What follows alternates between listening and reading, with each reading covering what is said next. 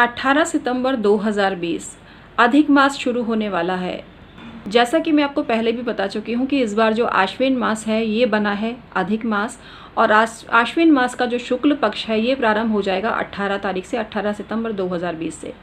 तो इस अवधि में पूरे आपको कुछ काम करने हैं जिससे कि आपको बहुत ही ज़्यादा सफलता मिल सके, आपके हर काम बन सकें। तो इसके लिए मैं आपको 2 पाठ बता रही हूँ, इनको आप डेली करिएगा और चमत्कार देखिएगा, बहुत ही चमत्कारिक हैं।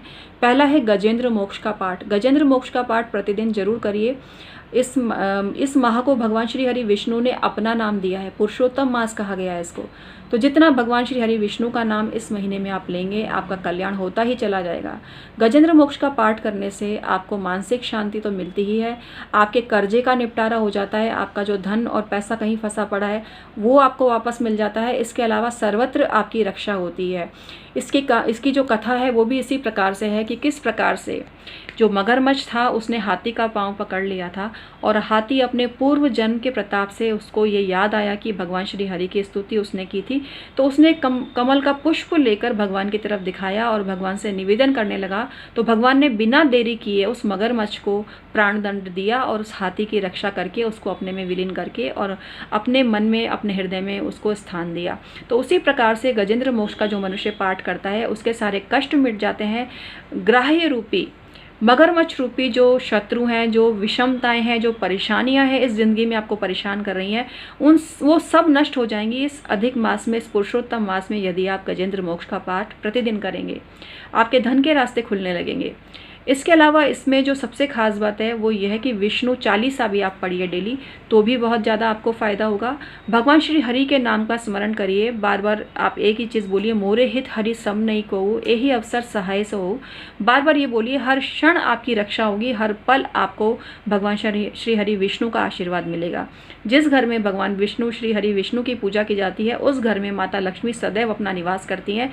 ये चीज़ जरूर आप ध्यान रखिएगा। तो श्री हरि विष्णु को मनाइए तो माता लक्ष्मी अवश्य ही आप पर कृपा दृष्टि डालेंगी और आपके घर से कहीं नहीं जाएंगी, सदैव वहां पर निवास करेंगी। तो अधिक मास में जितना दान पुण्य करेंगे, जितना हरि स्मरण करेंगे, उतना ही आपका कल्याण होगा और आपके घर की प्रगति होगी। मैं हूं डॉक्टर उमाश्री, आज का वीडियो समाप्त करती हूं और सदैव आपकी प्रसन्नता की कामना करती हूं। मित्रों, यदि अभी तक आपने चैनल को सब्सक्राइब नहीं किया है तो इसे सब्सक्राइब जरूर कर लीजिए, बेल बटन भी जरूर दबाइए। वीडियो पसंद आती है तो लाइक जरूर कीजिए। आपका लाइक मेरे दिल को छूता है, मुझे बहुत ही पसंद आता है, मुझे बहुत अच्छा लगता है जब आप मेरे वीडियो को लाइक करते हैं। तो प्लीज़ लाइक जरूर कीजिएगा। आपके लिए छोटी सी बात हो सकती है पर मेरे लिए बहुत ही ज़्यादा बड़ी बात है। इसके अलावा मित्रों, आप अपनी कुंडली का परामर्श ले सकते हैं। अधिक मास में भगवान श्री हरि विष्णु का नाम लेकर आपके सभी काम संपूर्ण हो सकें, सभी काम सफल हो सके, इसके लिए मैं अधिक मास ऑफर लेकर आई हूँ। अधिक मास में अधिक लाभ का ऑफर, मात्र 1000 रुपये में आप 1 सवाल पूछ सकते हैं और 1500 रुपये देकर आप 2 सवाल पूछ सकते हैं।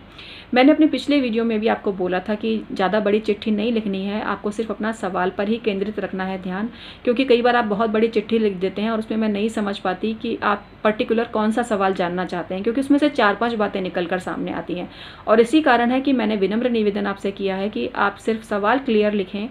इसके अलावा आपका जो जन्म समय है, दिन है या रात है, ये भी आप स्पष्ट लिखें, बिल्कुल ही स्पष्ट लिखें, क्योंकि जो समय आप मुझे भेजेंगे मैं उसी के आधार पर आपकी जन्म कुंडली बनाऊंगी।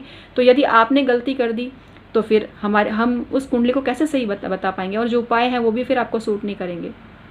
इसलिए इस चीज़ को बहुत ही गंभीरता से लेते हुए, ये आपके हाथ में ही है कि आपकी कुंडली आपने सही बनाई है या नहीं। हम तो सही बनाएंगे ही, जो टाइम आप भेजेंगे वही बनाएंगे, लेकिन अगर आप खुद ही टाइम गलत भेज देंगे तो फिर कैसे बात बनेगी। हालांकि हमें जब भी संशय होता है तो हम आपसे पूछ जरूर लेते हैं कि भाई आपने एक बार टाइम को कंफर्म करिए। हम पूछ लेते हैं जब हमें डाउट लगता है थोड़ा सा भी।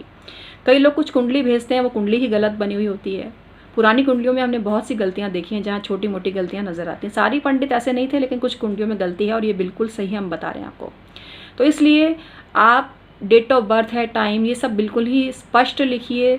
सुबह का है, रात का है, जो भी टाइम है बिल्कुल ही क्लियर कट आप लिखिए। तो आज का वीडियो मैं समाप्त करती हूँ। बहुत बहुत धन्यवाद परम प्रिय मित्रों।